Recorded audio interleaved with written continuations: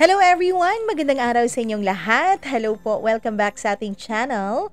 Nako, wala po tayo yesterday, so babawi tayo today. Meron tayong upload today. Hopefully, ma-upload ito by 12 noon. Pero pag hindi naman, siguro mga before 1 p.m. And syempre, hello po, welcome back sa ating mga dati ng mga suking tagapakinig and sa mga bago nating tagapakinig. Welcome sa ating bahay. Ako po ang inyong nag-iisang Mama Mia, ang tagahatid ninyo ng mga kwento na pwedeng kapulutan ng inspirasyon, inis at pagmamahal araw-araw. And syempre, bago tayo pumunta sa ating mga kwento for today, atin munang batiin ang lahat ng mga ating tagapakinig. Hello po. 5 million views. Hello sa'yo. Hello din kay G. Mercadejas. Maraming salamat. Sally Buma, Marifel Soliano. Thank you so much. Jaime Rodriguez, maraming salamat sa iyo. Josie Maliare, Milagros Guerrero, Mary Jane Cahodo, thank you so much. Joanne Bello Silio, thank you so much. Ang ambisyosang singer, maraming salamat sa lahat ng mga taga-Riyadh, Saudi Arabia, na ating mga suki po na mga tagapakinig. Hello sa inyo.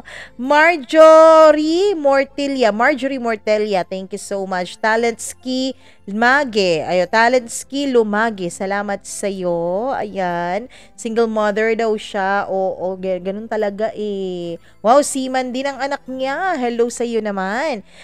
Josad, maraming salamat. Sally, thank you again. Lizzie Locapa, maraming salamat sa iyo. Happy 10th monthsary daw to her love, Romy Bactol. Hello po. Christina Season, hello kay Ambo, Maricel May, Emily B, Rose, Riza, Jeanette, Jocelyn, Delia, and Gina. Maraming salamat. Chazi Chay, Margie Lohong, thank you so much. Yun.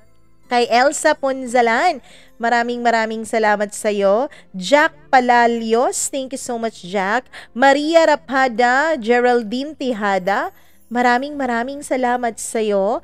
Diana Diaz, thank you so much. Maricel Renes, ayun, pa-shout out. Alon, hello po. Na-shout out na kita ha. Huwag ka na magtampo. Kuya J, thank you so much. Ayun, hello din kay Riza Lopez. Maraming salamat. Shout out din kay Jonalyn Rojas, Isaw Girl Eli. Hello po sa iyo. Rowena Mendoza, thank you so much. Hello sa mga Team Boobsy. Hindi naman ako nakaka-relate sa mga Team Boobsy na ganyan. Bakit naman? Wala ako nun eh. Hello din kay Jonah Olpindo. Maraming salamat, Jonah. Pa-shoutout daw kay Ortiga Pulilan na always nakikinig sa mga kwento natin. Marivic Langob, maraming salamat. Sa Tupi, South Cotabato, thank you so much. Sa lahat ng mga OFWs natin sa Dubai, maraming salamat sa inyong pagsubaybay. Justin Chempo, maraming thank you. Silent listener daw from Malaysia. Hello din kay Rowena Tuan, maraming thank you, Rowena G. Ayun. Hello din kay Giselle Delia Torre from Danau City, Cebu. James Ryan Lianto, maraming salamat from Naga, Cebu. Hello po sa mga taga Cebu. Mga Cebuano, maraming salamat po sa inyong pagsuporta. It's me, Irene. Thank you. John Cel Fabiola. Ayun, Fabiola. Maraming salamat. Shout out daw kay Barok at Rayden na laging nakikinig sa ating mga storya. Hello po sa inyo. Kung kayo talaga, totoo yan. Totoo talaga yan. Hindi talaga ako, hindi talaga ako tutol sa ganyan. Pero, kailangan mo rin paghirapan ng mga bagay na gusto mo. Hindi pwedeng, hindi pwede na wala ka lang ginagawa. Dapat paghirapan mo rin. Tapos, kung ano mang maging resulta, ipaubaya mo na sa Panginoon. At least you did your best. Ganun yon. Hello kay Josephina, maraming salamat. Catherine of Pampanga na lagi raw nag-aabang sa atin. Thank you so much. Ayan, maraming salamat po from Ryan Lorente of Aklan. Ayan, Maria Cristina Osoyos, maraming salamat sa iyo. Leo Parcotilia, maraming thank you. Hello daw sa AXN Sportswear, Cabanatuan, Kuya June, Kuya Raul, Edwin, Sab, Kay, na lagi raw nakikinig. Hello po sa inyo. Maraming salamat po. Nako, wala po kayong idea kung gaano po ako nagpapasalamat sa araw-araw po na kayo ay nakikinig dito sa ating programa. Nako, ang kwentong aking ibabahagi sa inyo ngayon ay kung paano nga ba o gaano nga ba kahirap magmahal ng isang taong hindi mo maabot-abot. Oh, ganon. Anyway, sa ating simula ng paborito ninyong programa, ang Dear Mama Mia.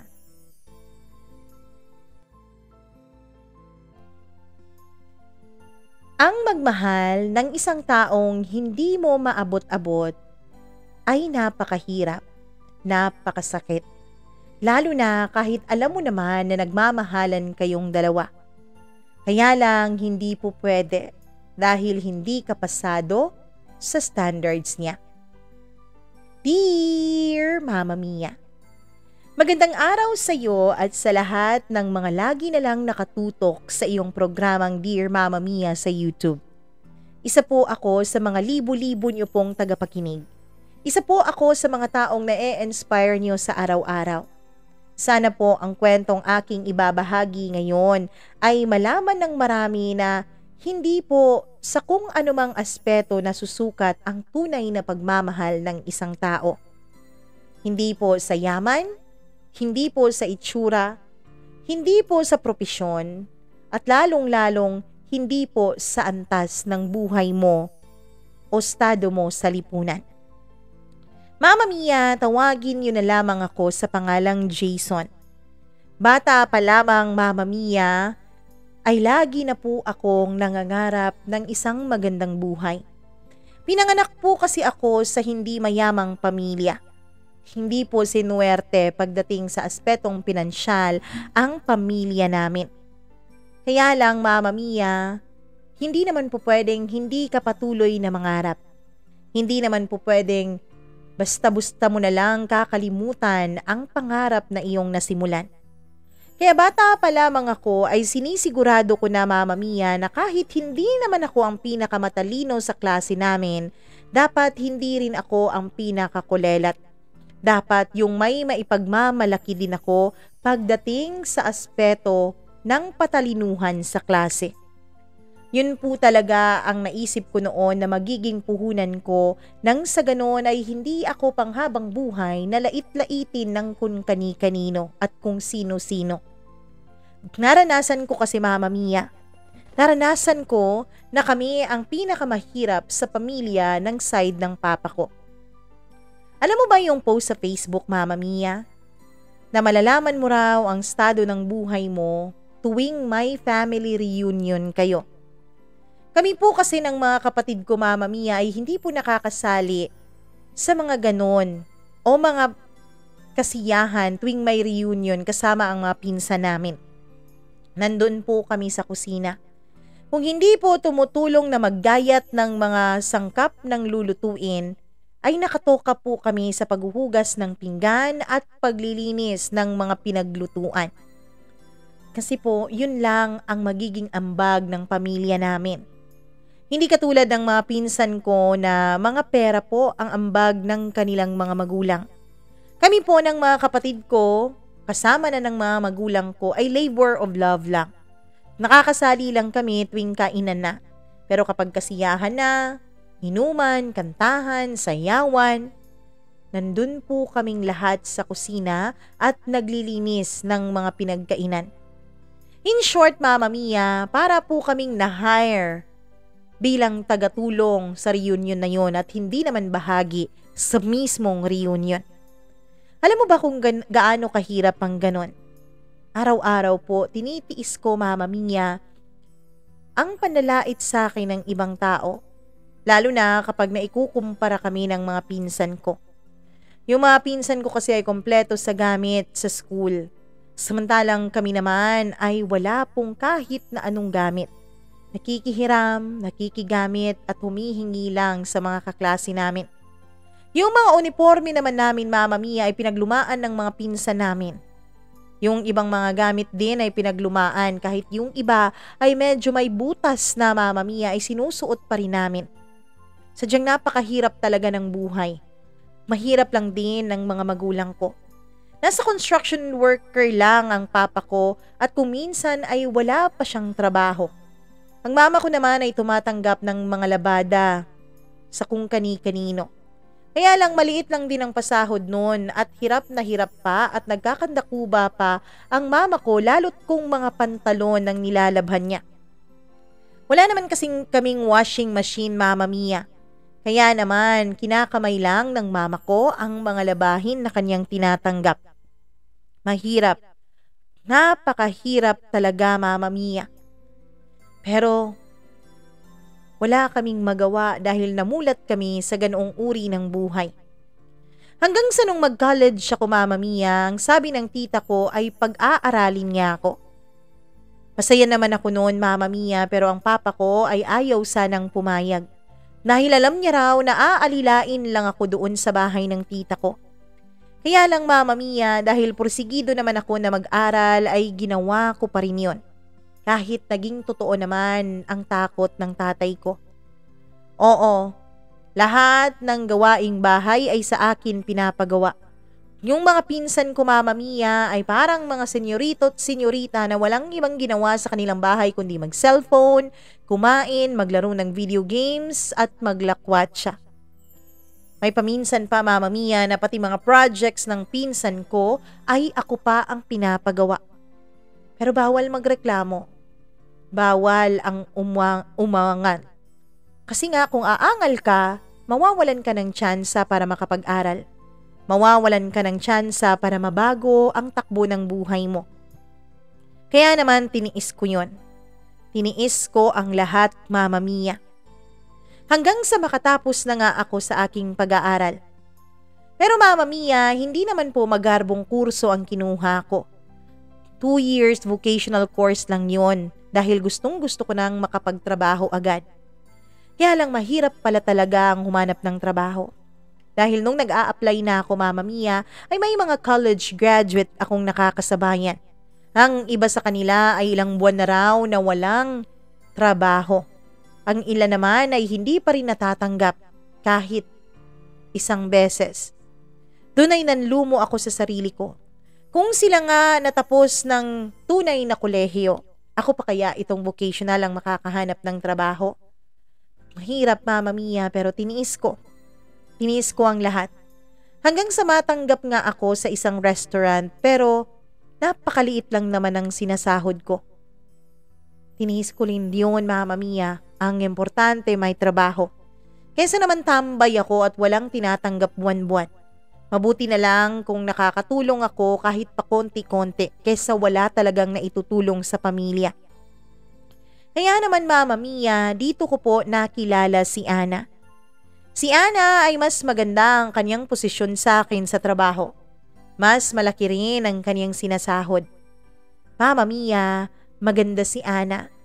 Mahal na mahal ko siya kahit nung una ko pa lang siyang nakikita.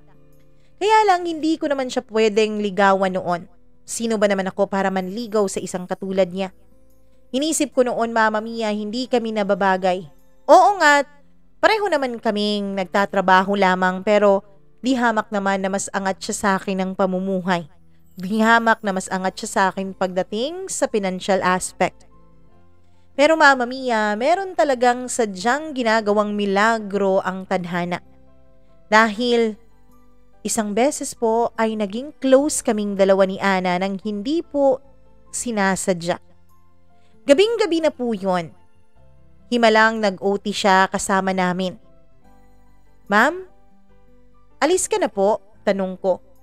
Sabi niya, Mama Mia, ay may dadaanan pa raw siya. Pero nahihirapan raw siyang sumakay ng sasakyan dahil wala nang masasakyan nung panahon na yun kasi nga gabi na. Sakto naman na nakahiram ako noon ng motor sa kaibigan ko. Kaya sinabi ko sa kanya na ihahatid ko na siya. Ma'am, hatid na kita, sabi ko. Sigurado ka ba, Jason? Mukhang out of the way ako sabi niya. Ayos lang po yun, ma'am. Kesa naman matagalan kayo dito, baka kung mapano pa kayo. Gabing-gabi na Wala pang masyadong tao dito sa area na to, sabi ko. Wala siyang nagawa kundi ang umangkas sa motor. Inihatid ko nga siya, Mama Mia. Pagdating namin doon sa kanyang pinuntahan ay nagpaalam na agad ako. Pero bago ako umalis ay hiningi niya muna ang cellphone number ko. Nahiya pa nga akong ilabas noon ang cellphone ko kasi analog lang yun at pinaglumaan rin ng pinsan ko, Mama Mia. Pero naging makulit si Ana. Gusto niya raw talaga na kunin ang number ko kung sakali man na may maitutulong din siya sa akin pagdating ng panahon. Kaya naman tinanggap ko na lang ang alok niya. Kinuha ko ang analog kong cellphone dahil hindi ko naman memorize ang sarili kong number. Hinanap ko ang pangalan ko doon sa phone book at saka ko binigay sa kanya. Mama Mia, ngumiti naman siya sa akin pero hindi yung ngiti na nakakaloko. Hindi yung ngiti na nanloloko. Ang sabi niya sa akin ay masaya raw siya, Mama Mia, dahil nakilala niya ang tunay kong pagkatao. Ang akala niya raw noon ay napakamahiyain ko dahil hindi raw ako halos nagsasalita tuwing may trabaho kami. Pero ang sabi ko naman, Mama Mia, ay tunay naman akong mahiyain. At bukod sa pagiging mahiyain, ay nakafocus din ako sa ginagawa kong trabaho kaya ganon.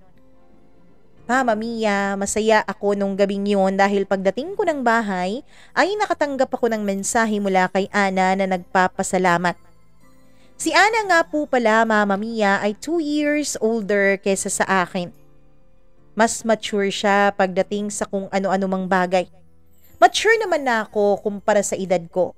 Kaya lang, mas naging mature talaga si Ana kumpara sa akin, Mama Mia. Kasi tunay nga naman na mas mature ang babae kaysa sa lalaki. Lalo pa si Ana na maaga ring namulat sa hirap ng buhay. Mama Mia, mula nga nung inihatid ko siya doon sa bahay ng kanyang kaibigan ay naging magkaibigan na rin kami. Magka-text, magkatawagan, hanggang sa naging magkaibigan din kami pagdating sa trabaho. Mama Mia, sa hindi ko inaasahang pagkakataon ay nabasa ko mula sa journal ni Ana na gusto niya ako. Isang araw po yun na iwan niya ang journal niya sa may counter. Kinuha ko po yun at ibabalik ko na sana sa kanya pero bigla po itong inilipad ng hangin dahil masyadong malaki yung electric fan na nakaharap sa akin noon.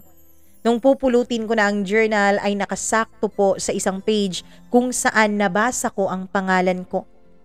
Alam mo yung na-curious ako, kaya binasa ko. Binasa ko ang lahat ng laman ng yon at nakita ko, Mama Mia, at nabasa ko doon na gusto pala ako ni Ana. Masayang masaya ako noon. Gusto rin ako ng babaeng gusto ko. Sino ba naman ang hindi mapaproud doon, di ba, Mama Mia? Kaya naman nagkaroon ako ng lakas ng loob para ligawan siya. Nagkaroon ako ng lakas ng loob para magtapat sa kanya ng nararamdaman ko. Ang totoo niya na ayoko sana ng ganoon, Mama Mia, kaya lang alam ko na kailangan ko yung gawin. Mama Mia, ang sabi ni Ana sa akin noon ay antayin niya ako paglabas ko. Hindi ba hindi ka mag-OT ngayon? Sabi ko. Ano, gusto mo bang malaman ang sagot ko sa panliligaw mo sa akin? Tanong naman niya nang nakangiti. Siyempre oo. Di antayin kita mamaya. Samahan mo ako may pupuntahan tayo. At doon mo malalaman ang sagot ko. Mama Mia, na curious talaga ako noon. Kaya naman excited at masaya ako habang tinatapos ang trabaho ko. Tanong ko pa noon sa sarili ko, paano kaya kung hindi naman niya ako sasagutin? Hindi naman kasi kasiguraduhan na gusto ka ng isang tao ay sasagutin ka na niya agad. Paano kung wala naman sa'yo ang mga bagay na hinahanap niya? Sa tingin ko pa naman kay Ana ay ambisyosa siya, Mama Mia, at marami siyang gustong marating sa buhay. Kaya kahit na may saya akong nararamdaman noon dahil pakiramdam ko ay sasagutin na niya ako, merong bahagi rin ng utak ko ang nagsasabi na huwag masyadong pakampante. Mama Mia, nung matapos na nga ang trabaho ko ay lumabas na agad ako sa store at nakita ko si Ana na nakaupo sa may gilid. Sa wakas natapos ka rin, Jason. Kanina pa ako dito muntik na akong lamukin, sabi niya. Sensya ka na may tinatapos pa kasi ako Ayos lang yun. O ano, ready ka na ba? Tanong niya. Ready saan? Basta, ready ka na ba? Oo, ready na. Okay, sige, halika na. Mama Mia, pagtayo niya ay agad naman niyang pinara ang taxi na papalapit sa amin. Pumasok kaming dalawa sa loob ng taxi, Mama Mia, at may sinabi siya sa driver na pupuntahan namin. Pagdating namin doon ay nagulat ako dahil isang motel po ang pinuntahan namin. Ana? Bakit tayo nandito? Gusto mong malaman ang sagot ko, di ba? Nasa loob ang sagot ko, sabi niya. Mama Mia, kinakabahan ako nung mga panahon na yon. Hindi naman ako inosente. Although, wala pa akong karanasan pagdating sa sex, pero hindi po ako inosente sa mga lugar na ganoon. Alam ko po yun dahil nakikita ko sa mga movies, naririnig ko sa mga katrabaho at kaibigan ko. At syempre, hindi naman ako ganun katanga, Mama Mia. Lumapit si Ana sa may counter at saka nag-book ng kwarto. Tapos siya na rin ang nagbayad.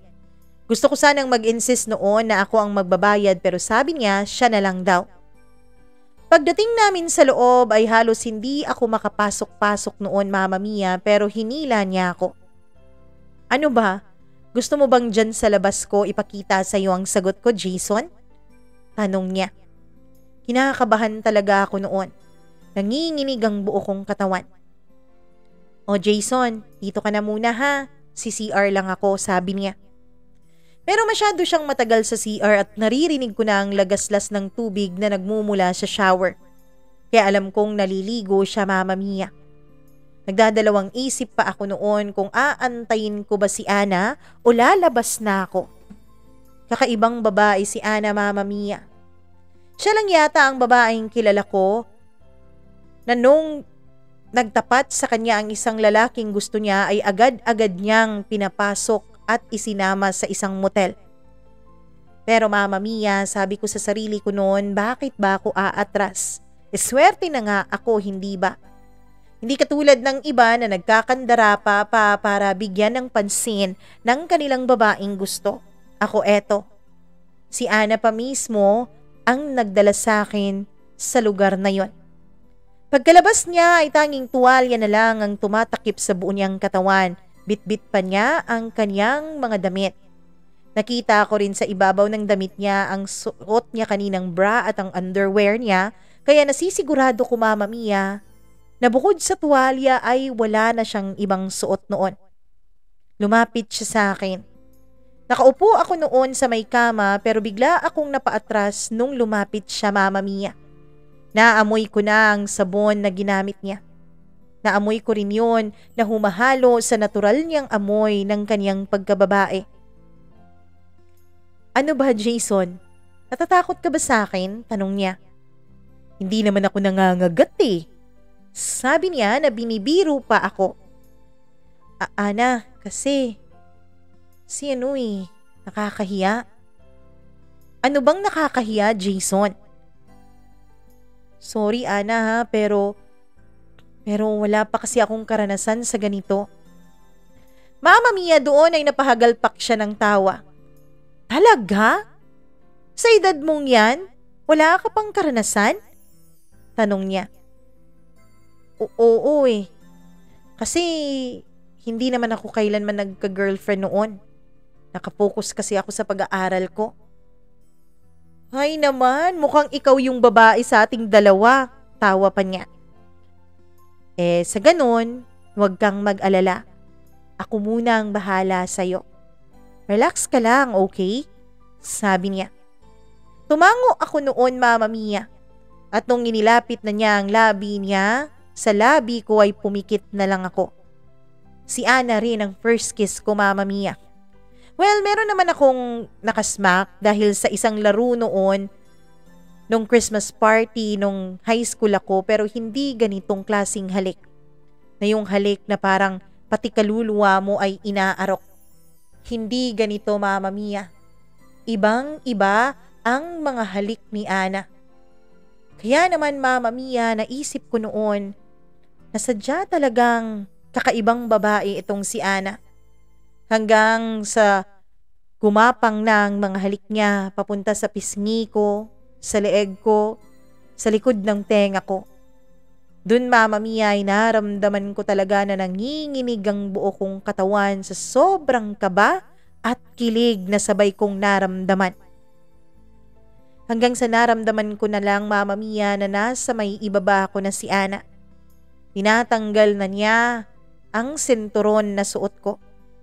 Nung una ay pinipigilan ko pa siya dahil nahihiya ako. Gusto ko munang pumasok sa loob ng banyo para maghugas ng sarili ko. Pero ang sabi ni Ana ay ayos lang yon. Siya na raw ang bahala. Alam mo Mama Mia, kung titignan mo si Ana, kung makikilala mo siya sa loob ng opisina ay hindi mo akalain na ganito siya pagdating sa kama. Napaka-wild niya po kahit na wala pa akong comparison noon. Napahiya pa nga ako Mama Mia dahil kasi nga first time ko ay hindi ko napigilan ng sarili ko. Nag-sorry pa ako sa kanya noon. Sabi niya ayos lang. Magpahinga daw muna ako dahil maya-maya pa ay magkakaroon naman kami ng isa pang bakbakan. At yun nga ang nangyari Mama Mia. Pagkatapos ng isang oras ay sinimulan na naman akong romansahin ni Ana. This time ay pumatol na rin ako sa kanya. Kung anong ginagawa niya sa akin ay siya ring ginagawa ko sa kanya. Sabi ko wala pa kasi talaga akong masyadong alam pagdating sa bagay na yon kaya susundan ko na lang lahat ng gagawin at sasabihin niya. Pagkatapos nga naming magniig noon Mama Mia ay hinalikan ako ni Ana sa labi. At ang sabi niya, simula sa gabing yun ay kami ng dalawa. Mama Mia, masaya ako nung naging kaming dalawa ni Ana. Hindi ko nga alam noon kung ano ba ang nagawa ko kung paano ako sinuwerte ng ganito. Yung babaeng mahal ko ay complete package na. Maganda, matalino, at magaling pa pagdating sa kama. Hindi pa siya yung ibang babaeng nagpapakipot na siyang pinoproblema naman ng iba kong mga kaibigan sa mga girlfriends nila. Sa amin po ay si Ana ang mas nagmamadali at si Ana ang mas laging nag-aalok, Mama Mia, na gawin namin ang bagay na yon. Kaya wala akong naging problema.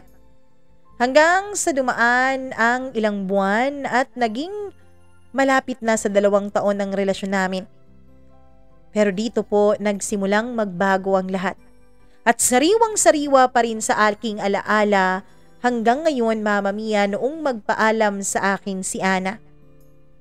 Promise Jason, aalis ako hindi para maghanap ng iba.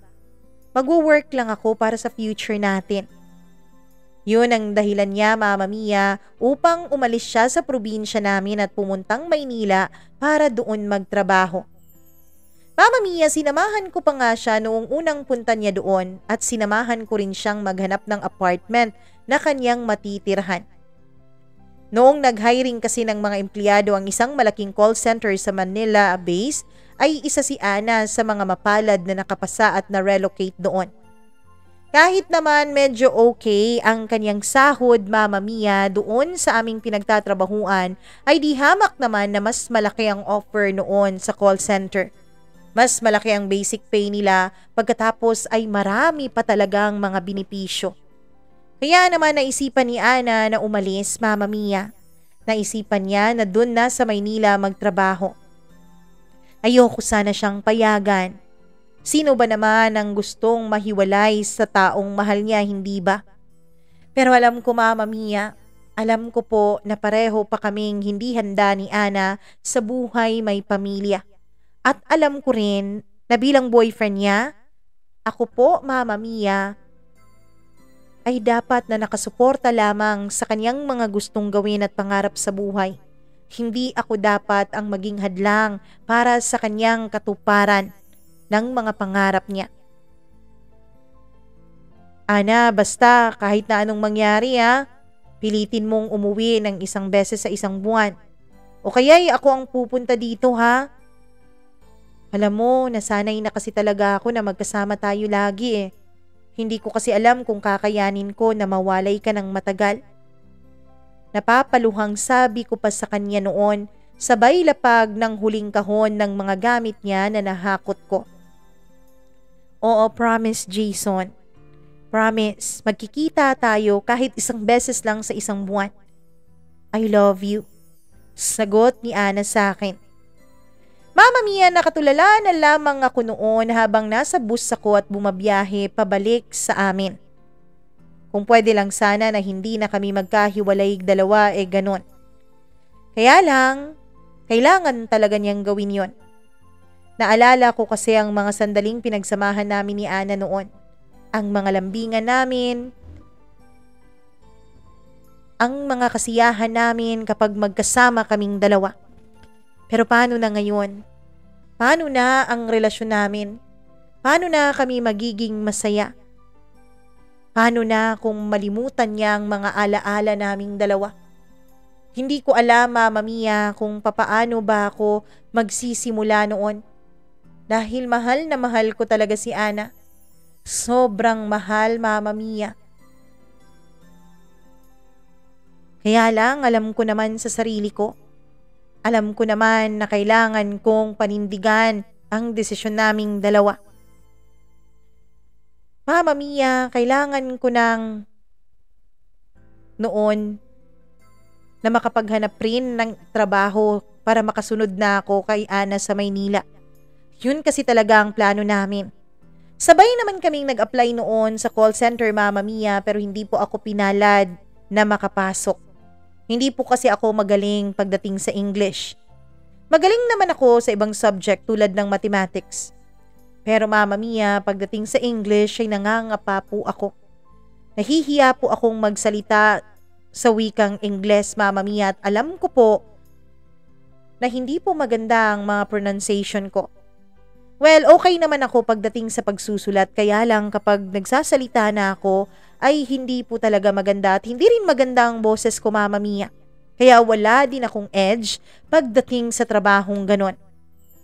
Hewan, Mama Mia. Pero ilang sandali pa lang ng aming paghihiwalay ni Ana, feeling ko noon ay miss ko na siya. Kahit na lagi kaming magkatawagan, Mama Mia, ay hindi pa rin ako nakokontento. Dahil masyadong mahaba po ang oras niya sa trabaho. Minsan ay nagte-10 hours siya dahil meron daw silang mga mandatory OT. Meron ding mga meetings kaya hindi kami masyadong nakakapag-usap dalawa. Tuwing umaga naman kung kailan gising na gising ako ay tulog na tulog naman si Ana. Ang totoo niyan, Mama Mia, yun ang labis naming pinag-aawayan noon. Dahil pakiramdam niya ay hindi ako nakasuporta sa kanya. Kasi nga, hindi ko raw siya binibigyan ng pahinga. Ako raw lagi ang nagagalit kapag hindi kami magkatawagan dalawa. Mama Mia, alam mo ba yung pakiramdam na parang naiwan ka sa ere? Na para bang basta-basta ka na lang iniwanan doon at wala kang ibang magagawa kundi magantay kung kailan babalik yung taong nakahawak lagi sa kamay mo? Mahirap. Napakahirap pero kinakaya ko. Iniintindi ko si Ana, Mama Mia, dahil alam kong hindi madali ang kanyang trabaho. Alam kong hindi madali, lalo na kung graveyard shifts siya. Kaya kahit masakit, kahit na nahihirapan ako, ay iniintindi ko pa rin siya. Ganun ko siya kamahal, Mama Mia. Ganun ko siya nirerespeto at ganun ko siya minamahal. Sobra-sobra po. Yan naman ang sabi ko noon sa sarili ko, hindi ako susuko. Bagamat LDR kaming dalawa o long distance relationship ang naging relasyon namin, ay naging matibay pa rin naman ang aming pagsasama. Mama Mia, sa mga unang buwan ay madalas pa siya sa aming pagchat-chat online. O di kaya ay madalas na nagtatawagan kami. Lalo na, Mama Mia, nung pagkatapos ng 3 buwan ay na-assign sa umaga si Ana. Kaya naman tuwing gabi ay nagkakausap kaming dalawa. Sa mga ganong oras kasi, Mama Mia, ay busy rin ako sa trabaho at ganun din naman siya sa kanyang trabaho. Kaya sa pagsapit ng dilim ay maibibigay na namin yun sa panahon ng aming pakikipagkumustahan sa isa't isa. At sa once a month naman, Mama Mia, ay umuwi siya ng probinsya namin. Dahil may 2 days off naman siya at medyo malaki ang sweldo niya, kaya naman kinakaya niyang pag-uwi buwan-buwan. Kaya unti-unti, Mama Mia, ay nasanay na rin kami na 1 beses sa 1 buwan kung magkikita kaming dalawa. Kaya Mama Mia, Naging pinakapaborito ko ng mga araw sa kalendaryo ang Saturday and Sunday. O kasi ang mga araw ng day off niya. Umuuwi kasi siya sa amin dito. Isa sa mga araw ng Sabado at Linggo. Mama Mia, happy kaming dalawa tuwing lalabas kami para kumain at manood ng sine. May pananabik ang aming pagkikita. At kapag tapos na kami sa sine, Mama Mia, ay dumediretso na kami sa motel. Doon, Mama Mia, ay nagtatagal talaga kami ng halos 24 oras para makasama namin ang isa't isa. Ibinigay niya sa akin ang kaligayahan ko, Mama Mia, at alam ko rin naman na kaligayahan niya rin yun. Sinusulit namin ang bawat oras at minutong magkasama kaming dalawa. Yun siguro talaga, Mama Mia, ang maganda kapag hindi po kayo masyadong nagkikita. Dahil kapag nagkikita na kayong dalawa, ay sinusulit nyo ang bawat minuto at bawat segundo. Hindi katulad nung mga magkarelasyon na araw-araw nagkikita, na tinitake for granted na nila ang mga oras na magkasama sila dahil alam nilang magkikita rin sila ulit mamaya o kinabukasan. Kami kasi ni Ana ay buwanan kung magkita, kaya naman, Mama Mia, sulit na sulit talaga sa amin, lalo na kapag naka-check-in kami sa isang motel. Mama Mia, sa bawat labas namin, madalas si Ana po ang gumagastos. Ako na. Ako naman ang medyo malaki-laki ang sinasahod, hindi ba? Mag-iipon ka pa. Marami ka pang kailangang gastusin at syempre, kailangan mo pang suportahan ang pamilya mo, sabi niya. Pero Ana, Jason, wala na ngang pero-pero. Tsaka mo na lang ako ilibre. Kapag may sarili ka ng pera na malaki at syempre kapag hindi ka na nahihirapan sa sitwasyon ng pamilya niyo, sabi niya. O siya, sige, pero Ana, sorry talaga ha. Basta babawi ako kapag naman nagkaroon na ako ng mas maganda-ganda at maayos-ayos na trabaho. Pangako ko sa'yo, kapag malaki na ang sweldo ko, sa bawat date natin wala ka ng ibang gagastusin kahit na piso, sabi niya. Mama Mia, nakakahiya po na si Ana itong babae pero siya itong nanlilibre lagi sa akin. Alam ko naman, Mama Mia, na dapat responsibilidad ng isang lalaki ang gastusan ng isang babae. Lalo na kapag mahal niya ang babaeng ito. Kaya lang, may mga pagkakataon kasi at may mga sitwasyon kasi na katulad namin na ako yung halos wala nang natitira sa sweldo dahil may binubuhay pang pamilya. Hindi naman kasi pwede, Mama Mia, na bigla ko na lang putulin ang sustento ko sa pamilya ko. Hindi rin pwede. Nakukulangan ko pa yun dahil masyado na itong mababa. Pero Mama Mia, ang sabi ni Ana ay ayos lang naman sa kanya. Kaya lang bilang lalaki, hindi po talaga nakakalalaki yun. Hindi po talaga nakakamacho yun na babae ang gumagastos sa'yo. Lalo pa't mahal mo naman ang babae. Pero soon, Mama Mia, alam kong tutuparin ko ang promise ko sa kanya na magtatrabaho ako ng maayos at hahanap ako ng mas magandang trabaho na may mas malaking sweldo. At magkakasama na kaming dalawa sa iisang bubong. Yun po talaga ang plano namin. Naghahanap po ako ng mapapasukan sa Maynila. Ang totoo niyan, Mama Mia, kapag umaalis si Ana ay may bitbit siyang mga resume ko na pinapasa niya sa mga kumpanyang pinagtatrabahuan ng mga kaibigan niya doon. Para makahanap na rin ako ng trabaho at makalipat na kasama siya. Mama Mia, hindi po madali ang long distance relationship. Kung noong una ay napapatibay nito ang relasyon ng dalawang taong nagmamahalan, darating din talaga sa punto na parang mauubos din ang lahat. Lumipas ang ilang buwan, Mama Mia. Mula sa monthly naming pagkikita ay unti-unti na ring dumalang ang mga panahon na kami ay nagkakasama ni Ana. Hayon pa sa kanya, Mama Mia. Jason, sana maintindihan mo naman na may mga pinagdadaanan din ako. Hindi na madali ang ginagawa ko sa office, kaya kahit Sabado at Linggo, dala ko ang stress ng trabaho sa apartment. Kasi napag-usapan na natin na pupunta tayo kina Mama. Sabi ko. Jason naman, mahirap bang intindihin na pagod ako? Na-stress ako? Ayoko nang bumiyahe. O siya, sige. Basta ingat ka na lang dyan, Ana, ha? Sabi ko. Pagkatapos kong sabihin ang mga salitang yon ay bigla niyang binaba ang telepono, Mama Mia, nang wala man lang babay o kahit I love you man lang o ingat ka man lang.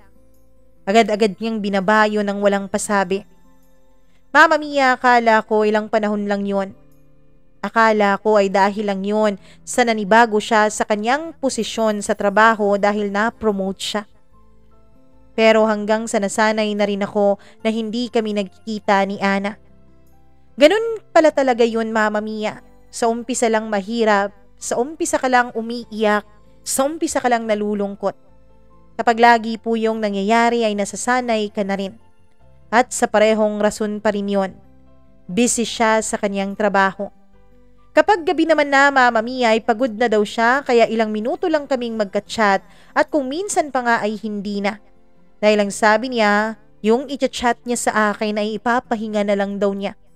Ayaw na raw niyang humawak ng cellphone dahil lagi na lang daw siyang nakababad sa computer buong maghapon. Kaya nananakit na raw ang mga mata niya. Kapag tinatawagan ko naman siya, Mama Mia, kuminsan ay hindi niya sinasagot dahil ang sabi niya, tinatamad daw talaga siya. Ayaw daw niyang ipasa sa akin ang stress na kanyang nararamdaman.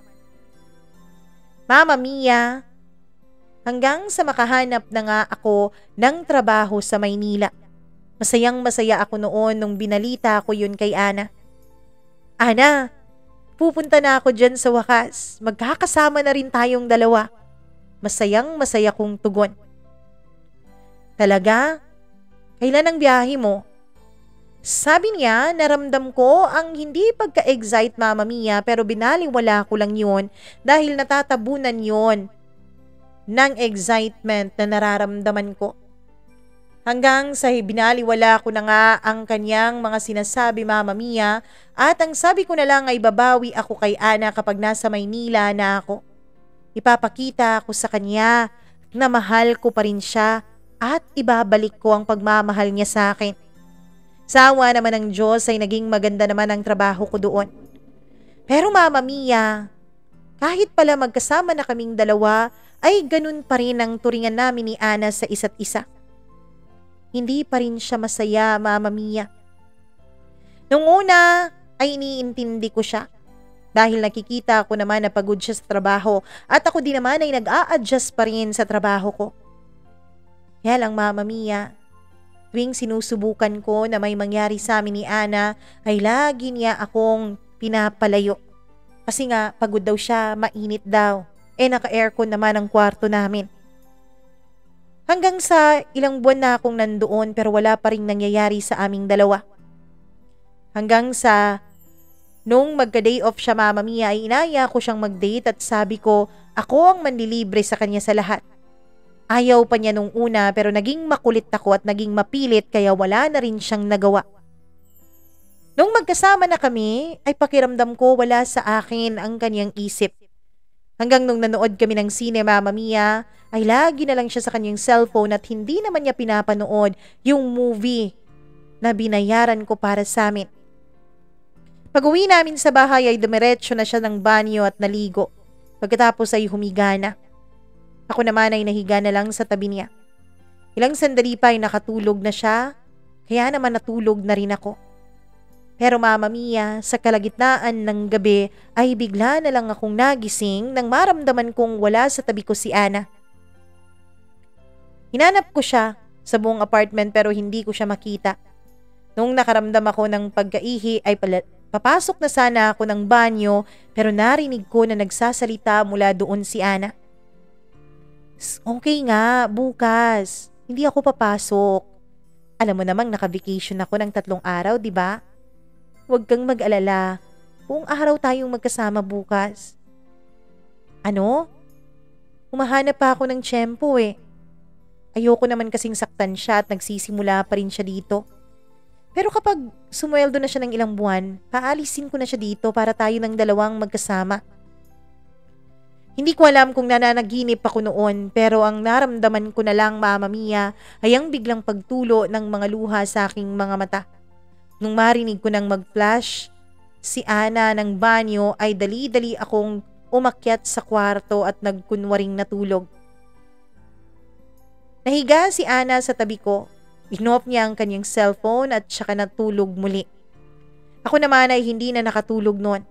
Nung humihilik na siya ay sinubukan kong kunin ang cellphone niya pero may password yun, Mama Mia, kaya hindi ko makita at hindi ko mabuksan-buksan. Isa lang ang naging sigurado ako noon. Hindi na ako mahal ng babaeng mahal ko. Hindi na ako ang nagbibigay excitement sa buhay niya.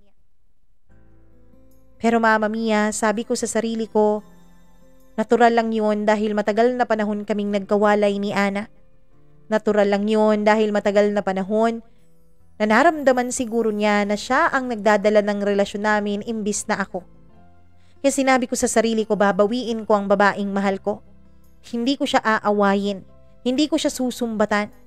Bagkos ay mas mamahalin ko siya, Mama Mia. Ipapakita ko sa kanya kung ano ang mawawala sa kanya kapag iniwanan niya ako.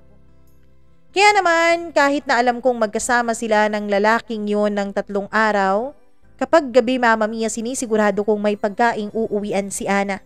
Sinisigurado ko rin na malinis ang aming apartment. Meron din akong pabulaklak sa kanya araw-araw, Mama Mia. Meron pa akong pamasahe sa kanya nang sa ganun ay makita niya talaga ang halaga ko. Sa awa naman ng Diyos, Mama Mia, ay mukhang nanumbalik naman ng konti ang pagsasama namin. Kaya lang hindi rin nagtagal yun. Hanggang sa isang araw, Mama Mia, ay tinawagan ako ng kaibigan ni Ana na kakilala ko, si Therese.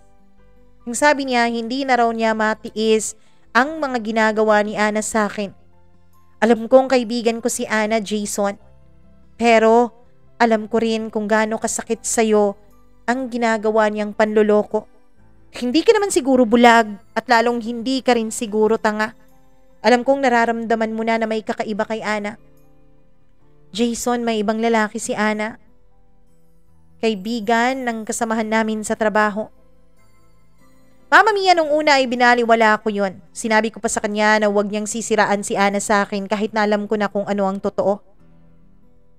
Pero iba pala talaga, Mama Mia, kapag nakita mo na sa mismong dalawa mong mga mata. Nakita ko silang dalawa sa isang restaurant, Mama Mia, at nagsusubuan pa talaga habang magkatabing kumakain. Masyado silang sweet dalawa. Nakita pa ako ni Ana na nakatingin sa kanila. Ni hindi man lang siya huminto sa kanyang ginawa. Bagkos ay nilingon niya ang lalaking kanyang katabi at hinalikan yun sa mga labi. Na para bang pinapakita ni Ana sa akin na eto na, Jason. Ikaw na ang kusang umalis. Ikaw na ang lumayas dahil may mahal na akong iba. Mama Mia, masakit sa puso at masakit sa damdamin yon. Hindi ko na lang sila kinumpronta. Pumunta na lang ako, Mama Mia, sa apartment pagkatapos ay nagbalot na ng mga gamit ko. Oo, Mama Mia. Usa na lang akong umalis sa apartment na tinitirhan namin ni Ana. At mula nga sa araw na yun ay wala na kaming naging contact pa sa isa't isa. Hanggang ngayon, Mama Mia, ay hindi pa rin ako okay. Akala ko nga ay nakamove on na ako. Akala ko nga ay okay na ako. Akala ko nga ay napatawad ko na sila. Pero hindi pa pala, Mama Mia. Hindi pa pala. Dahil nung nakaraang buwan lang, Mama Mia, ay nabalitaan ko ang isang napakalungkot na balita. Si Ana po, ikakasal na. Ikakasal na si Ana dun sa lalaking ipinalit niya sa akin. At buntis na rin siya sa magiging anak nila. Nalaman ko yun dahil tinawagan ako ng mga kaibigan ko sa aming lugar. Dun sa aming probinsya. Umuwi daw si Ana na buntis na may kasamang ibang lalaki. Tinanong pa nila ako kung bakit hindi raw kami nagkatuluyan ni Ana. Ayoko nang magkwento at ang sabi ko mahaba ang kwentong yun at masaya ako para sa kanila. Pero ang totoo, Mama Mia, ay hindi ako masaya dahil hanggang ngayon ay mahal ko pa rin si Ana. Kahit na niloko niya lang ako, kahit na iniputan niya lang ako sa ulo. Mama Mia, ang totoo niyan, nung umalis ako sa apartment na tinitirhan namin ni Ana, ay sinabi niya sa akin via text na hindi siguro talaga kami nababagay sa isa't isa. Dahil wala raw sa akin ang mga hinahanap niya sa isang lalaki. Akala niya raw nung una, Mama Mia, ay mahal niya ako. Pero infatuated lang daw pala siya sa akin. Iba pala daw ang kanyang tunay na gusto. Masakit yun, Mama Mia. Masakit na masakit. Pero tiniis ko na lang. Sinabi ko na lang sa sarili ko na siguro may ibang babaeng para sa akin. Kaya lang, Mama Mia, mahaba-habang panahon na rin ang lumipas pero wala pa rin akong ibang babaeng nakikita. Wala pa rin akong ibang babaeng minamahal kundi si Ana lamang. Sana po sa pamamagitan ng pag-share ko nitong kwento ko dito sa inyong programa ay makahanap na rin ako ng rason at inspirasyon para tuluyan ng kalimutan ng babaeng ibinaon ako sa limot ng ganun-ganun lamang. Hanggang dito na lang ang kwento ko. Maraming salamat, Mama Mia, sa pagbibigay mo ng tsansa na ma-ere itong kwento ko dito sa iyong programang Dear Mama Mia. Lubos na gumagalang, Jason.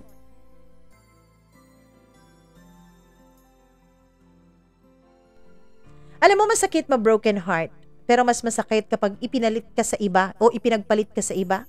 At mas masakit pa noon nung hindi ka man lang binigyan ng closure, nung hindi ka man lang binigyan ng pagkakataon na magbago, pagkakataon na ipaglaban ang pagmamahalan ninyo. Pero sadyang mahirap talagang lumaban at ipaglaban ang isang relasyon kung mag-isa ka na lang na kumakapit. Kung yung isa sa inyong dalawa ay matagal na palang nakabitaw sa inyong pagmamahalan. Matagal na palang ayaw sa'yo. Matagal ka na palang hindi gusto. Kaya Jason, dalangin naming lahat na makamove on ka na rin, na mas mahalin mo ang sarili mo, at kapag nangyari yon, sigurado ako na darating at darating ang tao at ang babaeng magmamahal sa'yo ng tunay. Naway darating na siya. Pero bago siya darating, dapat mahal mo muna ang sarili mo. Maraming salamat, Jason, sa pag-share mo ng kwento mo dito sa ating programa. Naway katulad ni Jason ay maging mas maging mapagmasid kayo sa mga taong mahal ninyo. At naway katulad ni Jason, wag na kayong magmakaawa sa isang taong ayaw na sa inyo kahit na masakit, kahit na mahirap. Subukan yung tumayo sa sarili nyong mga paa. Subukan yung maging masaya ng mag-isa. Maraming salamat sa inyong pakikinig. Kung nagustuhan nyo ang kwento ni Jason, please do click like and share this video. At pagkatapos, isubscribe at click the notification bell nitong ating channel. Kung meron ka pang mga gustong mapakinggan na kwento, maraming kwento na po tayong nai-upload dito. Click nyo lang po yung Mama Mia CDO sa baba. Pagkatapos, idadirect ka na niya sa napakaraming kwento, mga 300 plus na pwede nyong pagpilian, pwede nyong pakinggan. Please do listen po. And syempre, wag na kayong mag-skip ng ads para naman meron tayong pang-sustain nitong ating channel. Maraming salamat sa inyo. Ako pong muli ang nag-iisa ninyong Mama Mia. Magandang araw sa inyong lahat.